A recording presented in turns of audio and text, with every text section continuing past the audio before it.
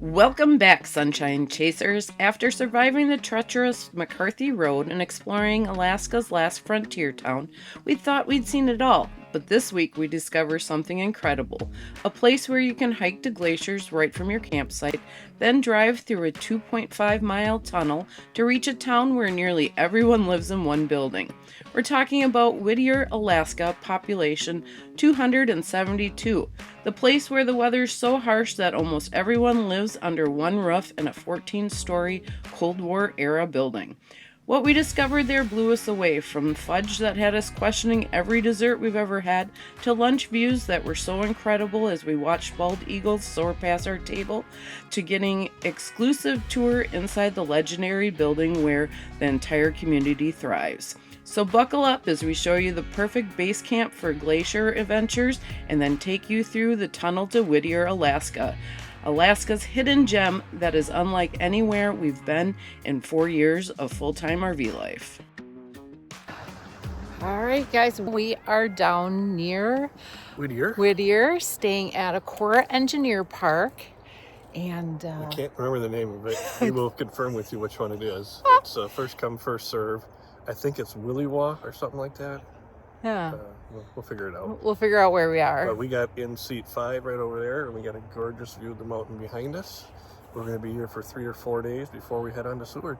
Yes, and we're exploring the area with our friends and fellow caravan members, Lynn and Danny from RV America. Some of the other ones have split off at this point to do their own adventures, and we'll meet up eventually back with them at other points in our Alaska journey. And guess what? I'm guessing these guys don't remember the name of the campground either. No, we just did a video and said we don't know the name of the campground. Oh, that's awesome. See, it's not just us that can't pronounce things or remember the names of things. It's because we go to so many different ones. We're bouncing and bouncing and bouncing. But this Corps Engineer Park is beautiful. It is. Nice large sites, and we'd recommend it. So far, we'll let you know how the 3-night stay is first. And the name. As soon as we can tell you what the name is. As soon as we know where we are. Before we head into Whittier, let's talk about our base camp, Williwaw Campground. This Army Corps of Engineer campground sits right in Portage Valley of the Chugach National Forest, just about 2 miles from Whittier Tunnel entrance. We stayed in Site 5 for 3 nights and paid $11.50 per night with our National Park Access Pass. That is an incredible deal for what you get. The campground has 60 sites that accommodates RVs with hand pump water, vaulted toilets, and picnic tables. Here's what makes it really special. You can literally hike to glaciers right from your campsite. The Williwaw Natural Trail starts here and connects to the Trail of Blue Ice, which we explored with Maya. Our camp host also told us about another trail from the campground, but since it was pretty muddy, we left Maya back at the camp for that one. Just like the camp host said, cross the elevated bridge, take a left, and start walking down what you think is a deer trail. The access to these glacier experience right from your RV is incredible. Plus, with wildlife like moose, bear, and bald eagles in the area, you're truly camping in the heart of Alaska's wilderness. All right, well, on this hike, we are at the Glacier Point Overlook. Well, it's beautiful and we're having a good time.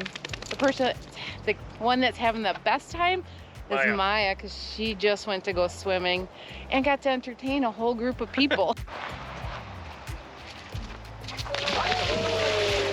Oh, there's a happy dog.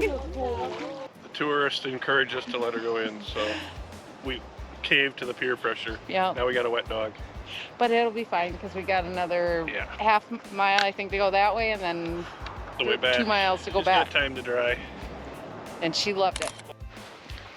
I would say the Blue Ice Trail is a Joel approved trail, as Definitely. 0 heights are involved. Yep, well marked. It's got little pebbles on it the whole way. Very, very picturesque, and dog friendly, bike friendly.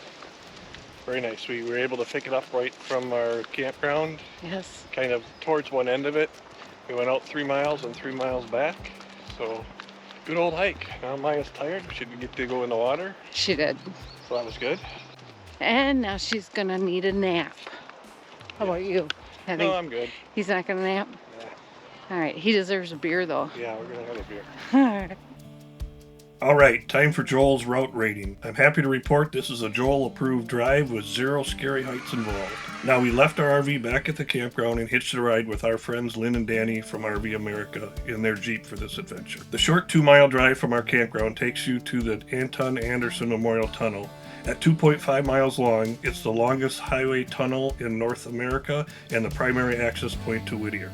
It's 1 lane, 1 way, and you share the tunnel with the train track. So cars coming 1 way, trains, then we go the other way. So yeah, we'll see. This will be interesting. This is the only way into Whittier. So $13 round trip, and should be fun. This tunnel has a fascinating history. It was originally built by the military in the 1940s as a railroad tunnel to supply the port of Whittier during World War II. Today, it's shared between trains and vehicles, operating on a very strict schedule that alternates directions every 30 minutes. You'll pay a toll, wait for your designated time slot, then when the light turns green, you follow the traffic through the 1-lane tunnel that feels like entering another world. The drive gets a perfect 10 out of 10 for uniqueness, even if you might feel a little bit claustrophobic during that 6-minute journey through the mountains. All right, Lynn did an excellent job driving through the tunnel. Yep. And you come out the other side and you actually have cell phone signal. I don't know for how long, but we'll see. Wow. Tunnel was fun. We have to stay in this area until we just got into Whittier. We haven't had cell phone signal, and even Starlink sucks.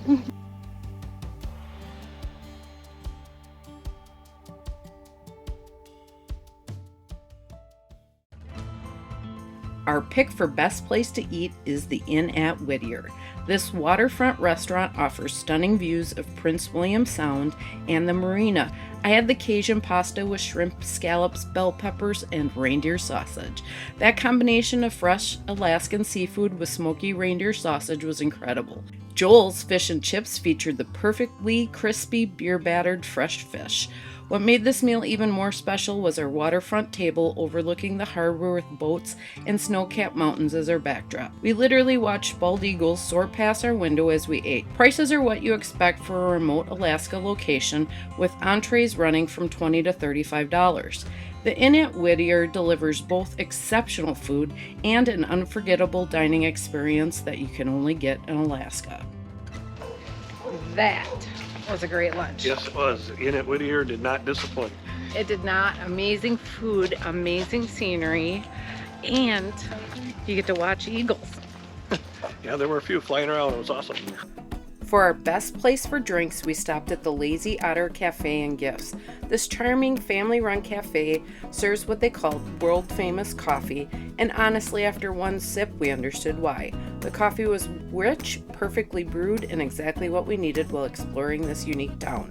The cafe doubles as a gift shop with local t-shirts and Alaska gear, making it the perfect stop to warm up with great coffee and browse for souvenirs.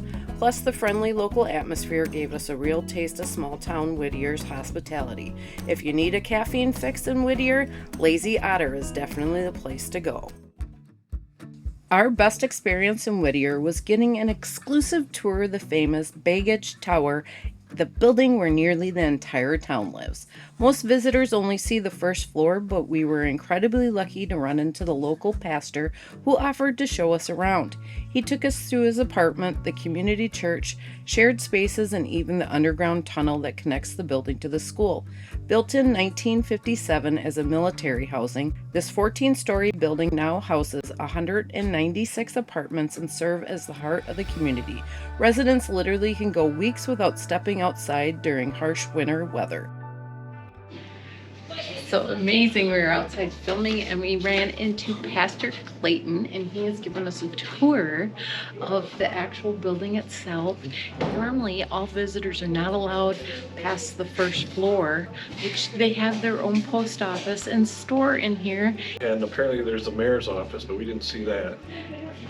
But yeah, it's pretty cool. There's somewhere between 200 and 300 residents living here at any given time. The average snowfall here is about 22 feet a winter, and most people apparently are snowbirds. Once the snow hits, they fly south. We do that in our RV too. Just say no to snow. Say no to snow. For our best local finds, we spent time walking around and exploring all of Whittier. This tiny town packs it into a lot of space. We found the police department. We're by the Whittier Police Department, and we back the blue, and you should too. And don't forget to wear blue on True Blue Tuesdays. The liquor store. Very expensive in there. The small bottle of Jack Daniels was $47.99. So I can't even imagine what the big bottle would be. So, and they have a limited supply. Obviously, it's a limited population, so they only need what they need. But good thing I don't have to buy any liquor here. Gas station. $4.74 a gallon. That's expensive, folks. But you're here in Whittier, kind of trapped. You don't have a choice. How much is diesel? Diesel's actually cheaper $4.67 for diesel. $74. The marina. Many visitors use Whittier itself as a point to get on one of the 26 cruises out of here, and numerous of those are actually glacier viewing tours. And historical buildings that tell the story of this unique military turned civilian community. Yep. We are in downtown Whittier, kind of more of the working side, I think, the industrial side, than the harbor is. Pretty much every building in Whittier was part of the military back in the day, because that's what this town was built on. And now they're just kind of starting to build a few new buildings here and there, but otherwise they're reutilizing everything, which is cool. But our real treasures were the handcrafted fudge and gourmet sea salts made right here by local artisan. These locally made treats are the perfect way to take a piece of Whittier home with you. The fudge in here is amazing. Definitely stop in here. It's made fresh with local ingredients, including sea salt right from the sea factory Yeah, they company. make their own salt And they right make out their of own the sea. salt right from here in Prince William Sound. It's supposed to be some of the best salt in the world when it's made fresh right out of the ocean. It's not processed, so we'll see. All right, Joel is a happy chef. Yep, we got some steakhouse blend, we got jalapeno lime, and roasted garlic blends. They are all excellent, so now we get to cook. Yes, and I'm excited to put the jalapeno lime on fish. Yep. Before we wrapped up our Whittier adventure, we found one more incredible experience, the Byron Glacier Trail. This easy 2.2 mile hike starts near the visitor center and leads to the base of an active glacier. What made this hike truly special was we actually got to walk out on the glacier's snowfields, something you rarely get to experience safely. The trail offers stunning mountain scenery and the sound of Byron Creek, but walking on ancient ice was absolutely unforgettable. If you have time during your Whittier visit, this bonus glacier hike is definitely worth discovering on your way out. Well, there you have it, folks. We made it to the snow.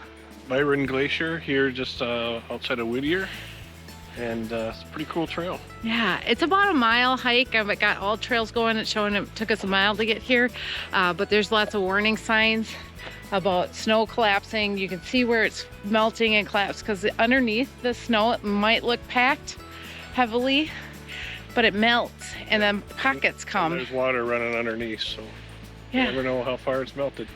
So we just put our feet on the edge, and that's it. Yeah. Safety first, everybody. Yes, but this is a Joel approved hike. Absolutely is. One small step for me and one giant step for mankind, or something like that. Chasing our sunshine here at the glacier. Whittier proved to be one of those hidden gems that exceeded our expectations. From hiking to glaciers right from our campground to driving through that incredible tunnel to experiencing life in America's most unique town where everyone lives under one roof. This place truly offers adventures you can't find anywhere else. If you're planning an RV trip to Alaska, don't skip this remote coastal town. Next week, we're heading to Seward, Alaska, and if you're planning your own RV Alaska adventure, we highly recommend timing your visit to spend the 4th of July here. Trust us, you won't want to miss what this patriotic town has planned for Independence Day. Thanks for chasing the sunshine with us, and we'll see you next week on our RV Alaska adventure. Don't forget to subscribe and hit that notification bell so you don't miss any of our RV Alaska series. Keep chasing that sunshine, and we hope to see you out here on your own adventure. I don't think I want to go on that boat there. the Nanook. In Jaws, I say I think we're going to need a bigger boat. If you're on that, you're going to say I think we need a new boat.